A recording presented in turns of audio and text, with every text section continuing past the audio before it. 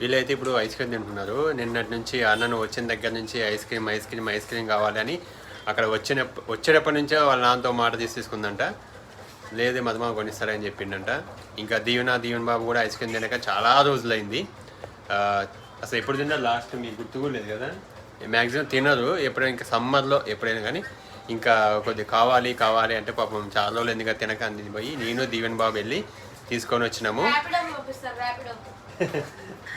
అన్నకేమో Oreo, Deeven బాబు Oreo, దీవెన Oreo, యోదా butter scotch. మా దీవెన butter scotch ఎప్పుడు butter scotch కదా దీవెన తింటాం అంటే ఎప్పుడు అదేనా, లైఫ్లో మారాలంట, మార్చుకోవాలి, చేంజ్ చేయాలంట. ఇవన్నీ అని చెప్పే ఉంటుంది ఆ డైలాగ్ నాకు తెలిసి. అన్న డైలాగ్స్ ఇవన్నీ. ఓకే, ఇప్పుడైతే హ్యాపీగా ఐస్ క్రీమ్స్ అయితే తింటున్నారు మా దీవెన్ బాబు. యోదా ఒకటి డిఫరెంట్ తింటుంది.